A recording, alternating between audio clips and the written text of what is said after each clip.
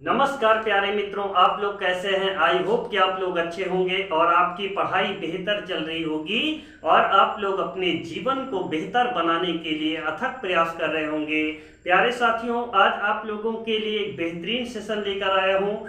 आज मैं आपको क्या पढ़ाने वाला हूं, जैसा कि आपको व्हाइट बोर्ड में सामने से दिख रहा होगा, आज मैं आपको गुरु नानक देव के बारे में बताना चाहता हूं।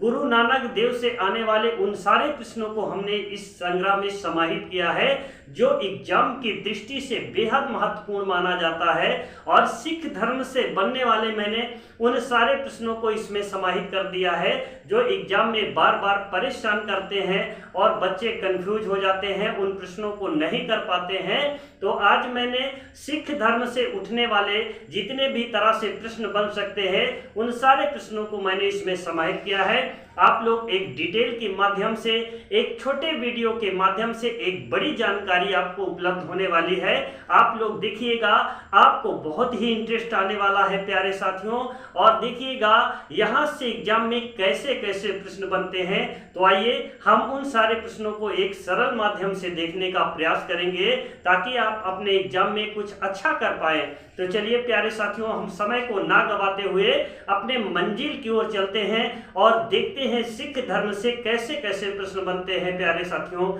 तो चलिए देखते हैं। सबसे पहले ये जानेंगे सिख, जी हाँ, सिख धर्म के संस्थापक कौन है। जी हाँ, सिख धर्म के संस्थापक की बात करेंगे तो याद रखना, संस्थापक की यदि बात करेंगे तो गुरु नानक देव हैं। जी हाँ, कौन है? गुरु नानक देव हैं। किस धर्म के? सिख धर्म के। यदि संस्थापक की बात करें तो याद रखना साथियों, गुरु नानक देव हैं। और इनके जन्म की बात करें तो गुरु नानक देव का जन्म कब हुआ था? तो प्यारे साथियों, इनके जन्म की बात करें तो याद रखना 1469 ईस्वी में। कहां पर हुआ था? तो याद रखना, गुरु नानक देव का जो जन्म हुआ था वो तलवंडी में हुआ था। कहां पर हुआ था?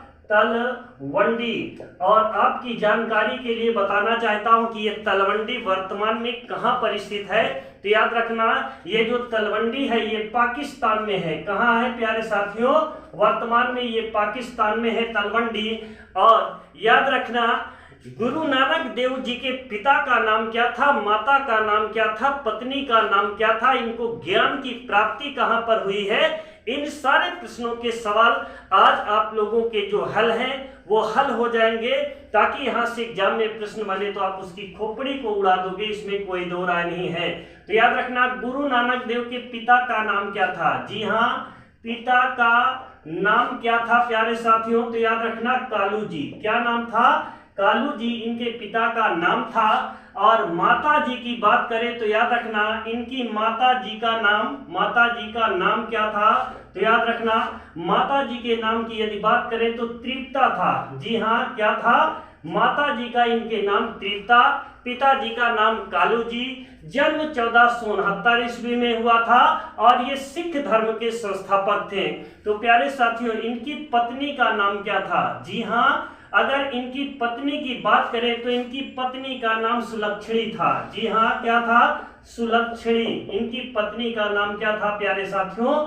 तो इनकी पत्नी का नाम सुलक्षणी था। और ये किस जाति के थे? जी हाँ, गुरु नानक देव से प्यारे साथियों कई तरह से प्रश्न बनते हैं, इसलिए मैंने आज इस चैप्टर को पूरा डिटेल से लिया है ताकि यहां से प्रश्न बनेगा तो आप उन सारे प्रश्नों को जवाब आसानी से दे सकें। तो चलिए इनकी हम जाति की बात करेंगे। जी हाँ, कौन? गुरु नानक देव की यदि जाति की बात करेंगे तो इनकी जो जाति थी खत्री जाति। जी हाँ, कौन थी? ये खत्री जाति में पैदा हुए थे। और इनकी उपाधि क्या थी? जी हाँ, गुरु नानक देव ने कौन सी उपाधि धारण किया था प्यारे साथियों? वे सारे इतने महत्वपूर्ण प्रश्नों का संग्रह आपको द ग्रेट एजुकेशन के ऑनलाइन प्लेटफॉर्म पे उपलब्ध कराया जा रहा है, जहां से एग्जाम में बार बार प्रश्न बनने की संभावना, प्रबल संभावनाएं हमेशा होती है कि सिख धर्म से प्रश्न हमेशा आते हैं। और जहां जहां से भी प्रश्न आते हैं हम उन सारे प्रश्नों को आपको पूरा कराने का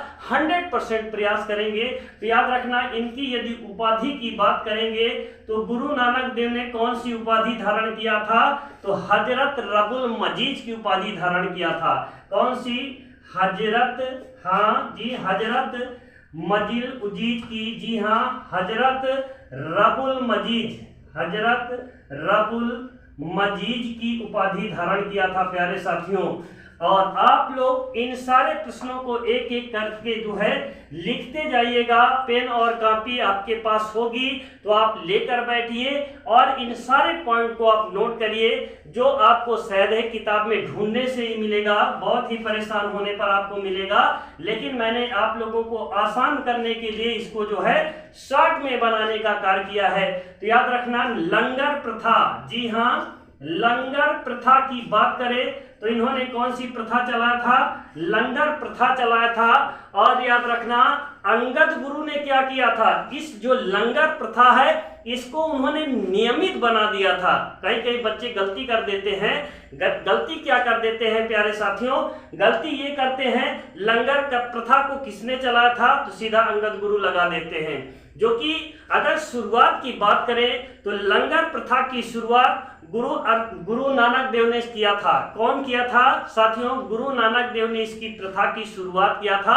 और जो अंगद गुरु थे, याद रखना, इस लंगर प्रथा को उसने नियमित बना दिया कि अब जो भी व्यक्ति आएगा, किसी भी जो भी गुरुद्वारा होगा वहां पर क्या करेगा, पहले भंडारा आप लोग देखते हैं ना, कहीं भी अगर गुरुद्वारा बना हुआ है तो आप जाइए, वहां पर नॉन स्टॉप भंडारा चलता रहता है। इसका मतलब कि आप पहले जो है खाना ग्रहण करिए, भोजन को ग्रहण करिए, तत्पश्चात आप जाइए वहां पर गुरु से मिलिए। और ये सब प्रथा को चलाने का कार्य किसने किया था? गुरु नानक देव ने किया था। और उस लंगर प्रथा को नियमित बनाने का कार्य किसने किया है साथियों? तो याद रखना, लंगर प्रथा को जो याद रखना, इसको नियमित बनाने का कार्य किया है अंगद गुरु ने किया है, गुरु अंगद ने किया है। इसको क्या बना दिया था साथियों? इसको नियमित बनाने का कार्य किया है। और अब लोग किसके आगे चलते हैं और देखते हैं किसके आगे कैसे कैसे प्रश्न बनेंगे, उन प्रश्नों को भी देखेंगे। और प्यारे साथियों, आप लोग एक बार इसका स्क्रीनशॉट लें। जी हाँ, एक बार चाहे तो आप इसका स्क्रीनशॉट ले सकते हैं और आप लोग पेन और कॉपी लेकर के बैठिए। इन सारे प्रश्नों को एक एक करके आप जो है नोट करते जाएं साथियों, ताकि यहां से प्रश्न बने तो उन सारे प्रश्नों को आप पूरी तरह से कर पाए। जी हाँ प्यारे साथियों, अब इसके आगे चलेंगे और देखेंगे कि गुरु नानक देव किसके समकालीन थे। ये कई तरह से कई बार प्रश्न आया हुआ है कि गुरु नानक देव किसके समकालीन थे। तो याद रखना, अगर समकालीन की बात करेंगे तो याद रखना, गुरु नानक देव सिकंदर लोदी के समकालीन थे। जी हाँ, किसके समकालीन थे?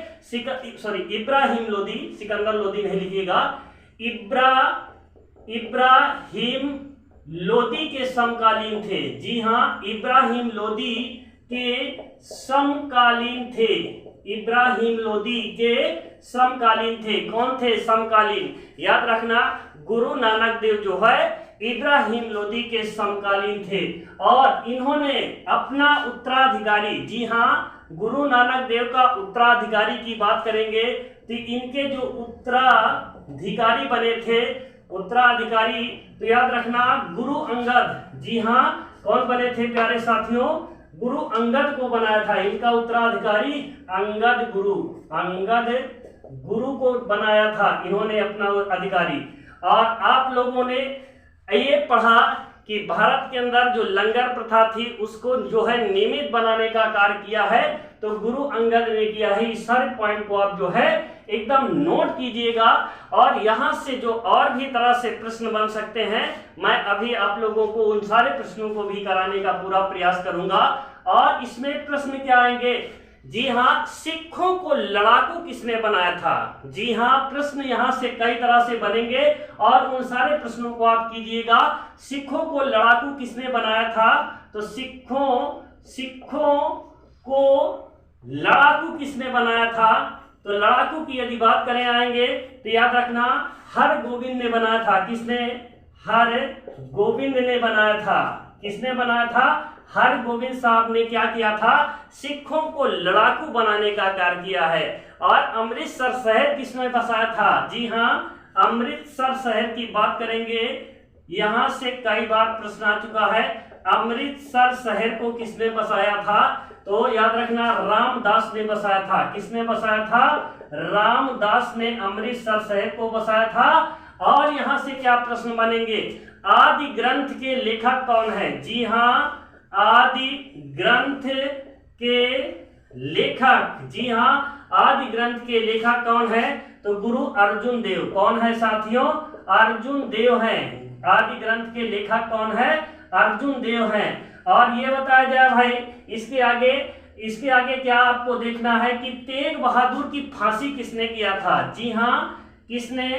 तेग बहादुर। जी हाँ, तेग बहादुर की फांसी किसने किया था? तो याद रखना, जहां पे तेग गा मिलेगा तो इसका मतलब औरंगजेब। क्या होगा? औरंगजेब ने किया था। जी हाँ, औरंगजेब ने। तेग बहादुर की फांसी किसने किया था? औरंगजेब ने किया था। प्यारे साथियों, इन सारे पॉइंट को आप नोट करते चलिएगा ताकि एग्जाम में यहां से प्रश्न बने तो आप उन सारे प्रश्नों को कर पाए। तो प्यारे साथियों, मैं उम्मीद करता हूं कि ये सारे सेशन को आप लोगों ने पढ़ा होगा। और जो आप लोगों को यहाँ से छूट रहा है, कृपया कमेंट बॉक्स में कमेंट कर सकते हैं। और एक पॉइंट को देखिएगा, गुरु नानक देव की मृत्यु कहाँ हुई थी? जी हाँ, अगर इनकी मृत्यु की बात करें तो 1539 में। जी हाँ, 1539 में इनकी मृत्यु हुई थी। इनकी गुरु नानक देव की मृत्यु की बात करें तो 1539 ईस्वी में हुई थी। और कहाँ? करतारपुर में। जी हाँ, कहाँ पर हुई थी? करतारपुर में इनकी मृत्यु हुई थी। और इनको ज्ञान की प्राप्ति, जी हाँ, गुरु नानक देव को ज्ञान की प्राप्ति किस नदी के किनारे हुई थी? ये 2 पॉइंट छूटा जा रहा था, लेकिन वो छूटेगा नहीं। जालिम मेरी नजरों से बच के किधर जाएगा? तो जिधर जिधर जाएगा मैं उधर उधर ही आपके पीछे आऊंगा। तो याद रखना, गुरु नानक देव को ज्ञान की प्राप्ति की बात करें तो ज्ञान की प्राप्ति, याद रखना, कालीबेन नदी के किनारे हुई थी। कहां पर? कालीबेन नदी के किनारे हुई थी इनको ज्ञान की प्राप्ति। जी हाँ, इन सारे पॉइंट को ध्यान में रखिएगा। और मृत्यु की बात करें तो 1539 ईस्वी में पंजाब के करतारपुर में इनकी मृत्यु हुई थी। और इनका जन्म, जैसा कि अभी मैंने बताया है, तलवंडी में हुई थी। पिताजी का इनके नाम क्या था? कालू जी। माता का नाम तृप्ता था। पत्नी का नाम सुलक्षणी था। और उपाधि हजरत रबुल मजीज की उपाधि धारण किया था। जी हाँ, किसकी? हजरत रबुल मजीज की उपाधि इन्होंने धारण किया था। इन्होंने ही लंगर प्रथा चलाया था। और अंगद गुरु ने क्या किया था? उस लंगर प्रथा को जो है नियमित बनाने का कार्य किया है। सिखों को लड़ाकू किसने बनाया था? तो हरगोविंद सिंह ने सिखों को जो है लड़ाकू बनाने का कार्य किया है। और याद रखना, आदि ग्रंथ के लेखक कौन है? तो याद रखना, अर्जुन देव हैं। आदि ग्रंथ के लेखक कौन है? अर्जुन देव हैं। प्यारे साथियों, तो मैंने यहाँ से जितने भी तरह से प्रश्न बनना था, मैंने उन सारे प्रश्नों को पूरी तरह से आपको बताने का प्रयास किया है कि आई होप कि आप लोग मेरी बात को समझ पा रहे होंगे। और प्यारे साथियों, आपको यदि समझने में कहीं भी दिक्कत हो रही है तो आप लोग कमेंट बॉक्स में कमेंट करके जो है पूछ सकते हैं। किसी भी प्रकार से आपको जो दिक्कत हो रही है आप पूछ सकते हैं, बेझिझक पूछ सकते हैं। किसी भी प्रकार से आपको कोई डर नहीं है और आप लोग कमेंट कर सकते हैं, पूछ सकते हैं। और प्यारे साथियों, आज की क्लास को यहीं पर विराम करते हैं। जय हिंद, जय भारत।